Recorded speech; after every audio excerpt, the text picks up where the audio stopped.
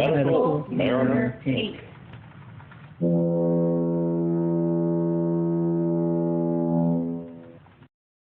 Ladies and gentlemen, coming to you live from our Norfolk studio, home of the Atlantic Fleet, Medical Mariner, Inc. Hello and welcome to Medical Mariner, Inc. I'm your host, Paul Stewart. This podcast is going to cover my journey in life, some things I have learned. We will talk about medicine, about PA school, about changing careers, about tattoos, and scuba diving, technical diving. Might even talk about skydiving in there, growing things, resilient living, training, anything else that comes to mind. I will attempt to get some folks on here now and then to talk about things with us, and we'll see where this journey goes. Thanks for listening, and now here's today's episode. Hello, and welcome to today's episode of Medical Mariner, Inc.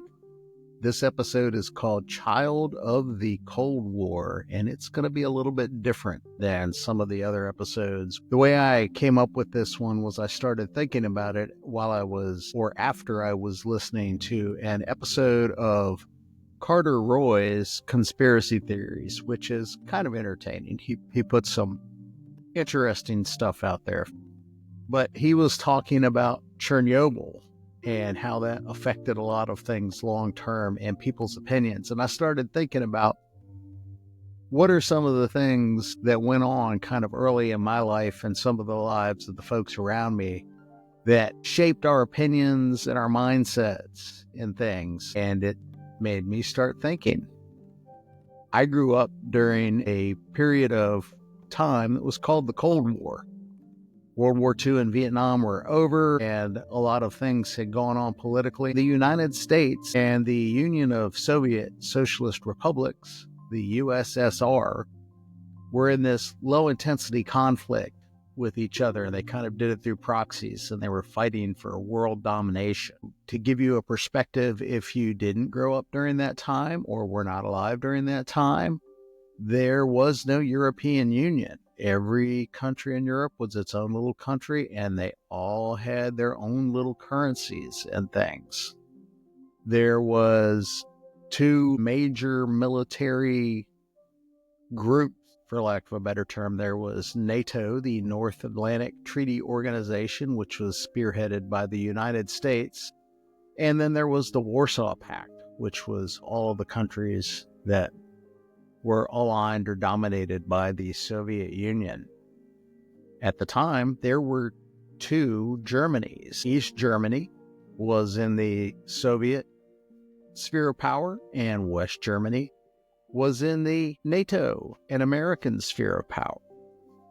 Berlin, the capital of Germany, was actually divided in two. It was East Berlin and West Berlin. There was a wall around Berlin because it was in the middle of East Germany, and there was a wall down the middle of Berlin. I had a friend, his name is Torsten Kruger. He is from West Berlin. He came over as a foreign exchange student my senior year in high school, and he and I hit it off, became friends. He didn't like his exchange family and ended up moving in with my family. I'm pretty sure that somehow violated immigration law at the time, but no harm, no foul.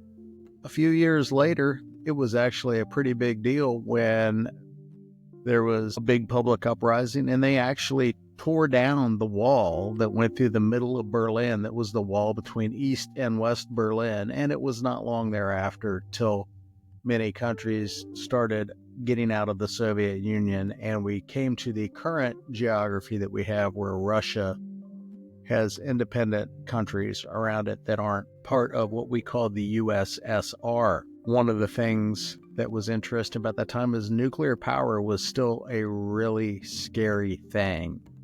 It's still kind of scary. We had the Fukushima power plant issue with the tsunami over in Japan not long ago, but there was an incident on March 28th in 1979 where the 3 Mile Island nuclear power plant outside of Middletown, Pennsylvania, actually overheated, and then there was a valve failure and some steam that had radiation in it got released into the atmosphere. This big thing in America. And they actually evacuated towns. There was lots of great concern, but it turns out that the amount of radiation that was released into the atmosphere was actually about 1/6 of that you get during your standard chest x-ray. So not a significant amount. However, not an insignificant amount either when you're releasing radiation into the unsuspecting populace's atmosphere. There was another much more significant nuclear power incident, and that was at the Chernobyl power plant in Russia. That happened on 26th April 1986. That was the year I graduated high school. I actually remember because I made a t-shirt that said summer 1986, had a big radiation symbol on the back of it. If you don't know what a radiation symbol is, if you take a circle and you divide it into 6 areas, and then you make the 3 of the wedges yellow and leave 3 black, that'll give you your universal radiation symbol. That used to be plastered on walls here and there throughout many cities. There was one on the public library in downtown Fredericksburg for fallout shelters. And those were places where supposedly you could go and there were supplies and you could hide out if there was a nuclear war and you somehow didn't get blown up. We didn't have internet back then. If you wanted to do research, you went to the library. I actually worked for Defense Advanced Research Projects Agency for a little while, not during this time, but that is where the internet was actually, the first router was developed, and they actually sent a message between it, and I forget what the other location was. We also, nowadays, I know a lot of people, they coordinate through their phones how to meet up. We didn't really have that option. You either actually had to pick up a phone and call somebody on another phone, and if they were home, they answered it, and you figured it out. Maybe you had a conversation at school. Sometimes you went over, just showed up at a friend's house and said, hey, let's go do something. Yep, we actually would do that, go and knock on each other's doors with no notice. And then there were also some times and places that you just knew people were going to be around. Maybe at the mall, maybe at the park. Down in Fredericksburg, we had this one parking lot that a lot of us used to meet at and hang out on Friday and Saturday nights and be the badass little young punk rock kids that we were, and we weren't really that badass. In Richmond, once I got out of high school and lived down here, we might meet up at the Village Cafe, which is actually across the street from where it used to be. Down there in the Fan, we'd meet up at Rockets, which was a club on the corner of Laurel and Broad Street. Schaefer Court in VCU was another place we'd meet up. They'd have bands and things going on out there. And then there was the good old Pumpkin Lot, which was down off of Grace Street, which was yet another parking lot where we used to hang out and meet and decide to do things like where we were going to go drinking or what bands we were going to go see or the good skating to have happen. There was actually a thing with music videos back in the day. However, before MTV, even back when it used to show videos, they had this thing called Friday night videos, where on Friday nights, they would show videos on the television. I know it was weird. You had to tune in at a specific time and see it. We didn't have DVRs and we didn't have streaming services. You had a video cassette recorder, which was like a tape recorder for your TV, or for a little while, you had these things called laser video discs, were like an extremely large CD that you could watch movies on. This was the time, too, that the HIV epidemic started. But HIV was extremely poorly understood, and the way it presented led to a lot of bigotry and hatred, and frankly, it led to a lot of fear amongst a lot of people and interesting behaviors. We didn't really have major armed conflicts after the Vietnam War. There were a couple of, weird little things that went on here and there. In 1979, Actually, on November 4th in 1979, a group of revolutionaries took over the American embassy in Iran. We had supported the guy who used to be kind of the king over there, the Shah of Iran.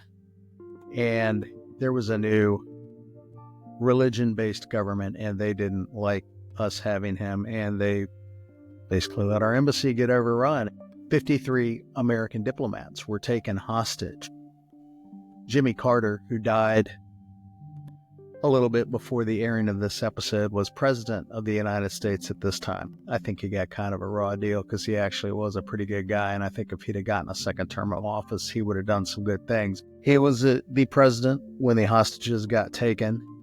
There was a rescue attempt put together with the Department of Defense under his command, where on 24 April 1980 had some helicopters that were going to fly to Tehran and try to rescue the hostages, but 3 of them got damaged en route. 1 of them crashed in a refueling accident in the desert, and that kind of ended all of that. Those people who had been taken hostage were actually hostages for 444 days.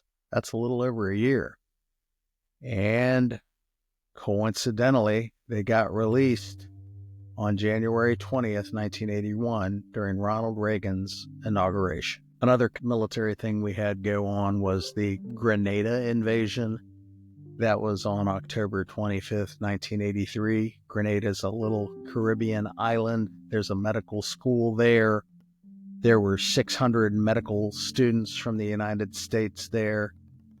A Marxist revolutionary group took over the island. There was a military coup, all kinds of things. But the United States, we decided we needed to invade Grenada so we could protect those medical students and make sure that they were not harmed. There's all these little small things where we do these little short-term military actions during this time period. In December 20th of 1989, the United States actually sent 27,684 troops to Panama. The reason we were sending troops to Panama was there was a general who was basically the dictator of Panama, who had been enabling drug trafficking and racketeering into the United States. And he was being charged criminally with that in the United States. But since he was in his own little country, there was nothing anybody could really do about him in the United States. So we sent this group down there. They were down there for a while. We were actually able to capture him when he surrendered on January 3rd, 1990. He was brought back to the United States, tried, convicted, spent 30 years in prison, was repatriated to Panama, and died in Panama City on 29 May 2017. Also during the 80s, the Soviets invaded Afghanistan and got into a big fight with a group of fighters called the Mujahideen, many of whom were trained and financed by a guy named Osama bin Laden. At the time, the United States liked the Mujahideen and, by association, Osama bin Laden because they were fighting against the Soviets. So they got a lot of money, equipment, and training from the United States. Just some things. One of the things I used to do a lot when I was a kid was my friend Travis Goodman and I. We lived in the country. We played with guns a lot. We had a lot of them.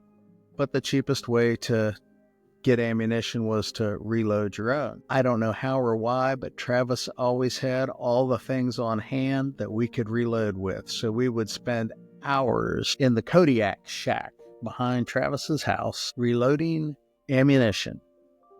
We would reload rifle ammunition. We would reload handgun ammunition. We would reload shotgun ammunition. And this was not thought particularly strange at the time, as it may be nowadays. And then, while we were doing all that reloading, Travis had a digital video disc player. But I only remember him having 2 movies, which we would watch repeatedly during this. One of those movies was The Deer Hunter, which is a Vietnam-era movie. It's got Robert De Niro and Christopher Walken, and I forget who all else in it, but it's a story about things that these guys from a small town went through in Vietnam. And the challenges that they faced when they came back home from that. The other movie Travis had was Apocalypse Now. And we watched that quite a few times too. And if you have teenage boys, don't let them watch movies like that. It just gives them stupid ideas. There were some movies that were pretty popular when I was a younger teenager, and also as I was growing up and getting through things. I'm pretty convinced now that they were military propaganda designed to make a lot of us want to grow up, join the military, and be all cool and learn things. Top Gun, that was released in 1986. It was all about flying planes and being cool, and they had to have a romantic element in it too, so your high school girlfriend would go to the movie theater and watch it with you as well. But I think it was to drive us younger guys towards the military. Another movie that made us all not like the Soviets and want to be cool military heroes was Red Dawn, which released in 1984. That was a movie where the Soviets had the Cubans invade America, and this group of high school students was able to bravely resist them, even though they had no real military training, because that is indeed the way the world works. Rambo was another movie that we all watched a lot of when I was in high school with the guys I hang out with. This was another story of a Vietnam veteran who came home and was suffering challenges after he got back into the real world. That movie, honestly, now that I've rewatched it a couple of times, it's not at all about military propaganda. It was actually talking a lot about the plight of the veterans suffering from what we didn't really have a title for then, which was post-traumatic stress disorder. Also in the 80s came American hardcore punk rock. Me and some of my friends, we were into that. It was really just about being angry about things and not knowing what to do with your anger. There were rumors on the street that American punk rock was funded by the Soviets, and this is based on a claim of a guy supposedly named Alexandrov Vorenikov, who said he was a KGB agent that funded those activities. Apparently, this story has been thoroughly debunked, although I have not had the time to research all of it. You might want to go ahead and do your own research and see what you see. Just some other things going on. We'd all heard stories about MK Ultra, which was supposedly a CIA program to use psychoactive drugs on the American population without their knowledge. Supposedly this has had some papers come out where this was actually a thing, but it's over now, they say. I don't know. The Conspiracy Theories podcast that I mentioned earlier, they actually have a few episodes on that. Might be worth entertaining listening to. Also, we all still remembered things like Watergate and how the government was hiding stuff. So a lot of the folks I grew up with, there was this extreme distrust of government. There was this extreme distrust of authority. Yet we all went to grow up, get out there, do things, make money, and we still are able to live and function in society, even though we have our own special little ideas and things left over from being children of that Cold War. Thanks for listening to today's episode of Medical Mariner Inc. I hope you enjoyed it.